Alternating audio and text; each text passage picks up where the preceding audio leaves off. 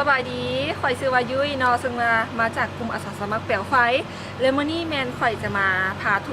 ทุกคนเนาะมาฮู้จักเกมประตูวิเศษซึ่งว่าเกมประตูวิเศษนี่แมนจะนำพาหมู่ทุกคนนี่มาฮู้จักการเฮ็ดเวียกเป็นทีมการสามัคคีภายในกลุ่มเนาะเวลาที่นำใช้ในการเล่นเกมนี้แมน30 นาทีและอุปกรณ์ที่นำใช้แมนมีซักฟาง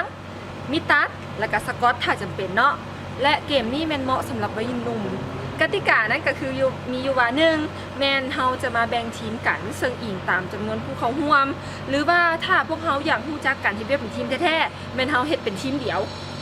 2แมนเฮาจะผู้นำพาแมนจะสร้างประตูพิเศษโดยที่ว่าอิงตามสภาพตัวจริงของห้องเนาะบางเทื่ออาจจะเป็นเฮ็ดตังและอาจจะมีเส้นเสื้อเป็นเน่งใส่กันเฮ็ดเป็นเส้นเสื้อพิเศษก็ได้3แมนผู้นำพาจะบอกกติกาว่าห้ามให้ตนโตของตนเองถือกับเส้นเสื้อนั้นหรือว่าถือกับประตูนั้นห้ามให้เส้นเสื้อนั้นเน่งหรือว่าห้ามให้เส้นเสื้อนั้นขาดหรือว่าเจียประตูนั้นขาดไป4เนาะอาจจะเป็นผู้เข้าร่วมเฮ็ดจังไดก็ได้เพื่อให้ทีมของตนเองหันมาอยู่อีกฝากหนึ่งโดยที่ว่าทุกคนหันบ่มีการเน่งประตูหรือเน่งเส้นเสื้อมาศูนย์พี่หน่อยแล้วมันจะหางเจ้าบัได้ถ้าคนอื่นไปก่อนแล้วมันจะหางเจ้าบัได้ขึ้นนั่งหรือว่าเหยียบกันได้แต่ละคนขึ้นกันเบิร์ดแมนแล้วทุกคนขึ้นกันเบิร์ดมันสุดท้ายเท่านี้มันสุดท้ายต้องดูอย่ามา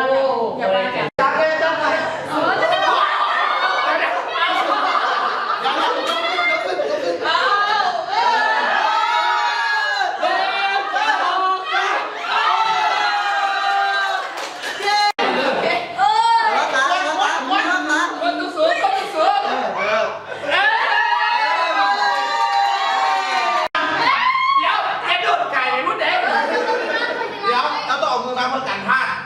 โบได้อ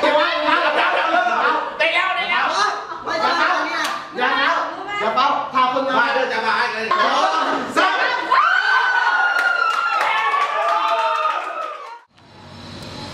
หลังจากที่ว่าเฮาลิ่นเกมนี้แล้วเนาะแมนผู้ฝึกแมนจะนำพาผู้ของหัวผู้คานมานั่งเป็นวงมนเพื่อให้หมู่ได้มีการสนทนากันอาจจะถามคำถามว่าเจ้าลิ่นเกมนี้รู้สึกจังไรให้มีการแสดงความคิดเห็น2มาแล้วมันแสดงออกเกี่ยวกับการเฮ็ดเวียกเป็นทีมเท่าใดเฮาก็สามารถเห็นได้ว่าหลังจากที่มันลิ่นเกมไปแล้วมันก็จะบ่งบอกว่าข่อยรู้จักแนวนั้นข่อยรู้จักแนวนี้เห็นได้ว่าการเฮ็ดเวียกเป็นทีมแล้วก็มีความเสียสละซึ่งกันและกันเคล็ดลับของเกมนี้ก็มีอยู่ว่าเนาะผู้ฝึกเนาะหรือว่าผู้นำพาสามารถสร้างอารมณ์ให้ผู้ที่ว่าเข้าร่วมโดยการบอกว่าเจ้ายอมแพ้บอที่จะเล่นเกมนี้ยอมแพ้บอหรือว่าเฮ็ดได้บอเพื่อเป็นการกระตุ้นให้ผู้เข้าร่วมมีความฮึกเหิมขึ้นเติม2มาอาจจะมีเสียงเพลงเนาะเพื่อประกอบสร้างความมึนซื่นให้แก่ผู้เข้าร่วมซึ่งว่าอาจจะเคร่งเครียดกับการลิ้นและนอกจากนั้นเนาะเคล็ดลับการลิ้นนี้เขาก็อาจจะมีการอุ้มหรือว่าการให้เหยียบแขนเหยียบขากันเพราะว่าเกมนี้มันจะสอนให้พวกเขารู้ว่าหมู่เพื่อนจะยอมเสียสละให้กันอีกได้บอและในทีมของตัวเองเนาะเมื่อเวลาเฮ็ดเวียกต้องกันหลายๆคนจะมีการทับฟังกันบอจะมีความสามัคคีกันบออีกเคล็ดลับหนึ่งเนาะแม่นเฮาสามารถ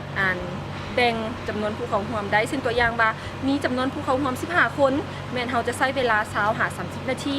หรือว่ามีผู้เข้าร่วมหลายกว่านั้นเฮาสามารถแบ่งผู้เข้าร่วมมันออกเป็นทีมน้อยๆได้โดยที่ว่ากำหนดเพียงแต่30 นาทีเพื่อเฮ็ดให้การเฮ็ดเวียกเป็นทีมมันจะง่ายขึ้น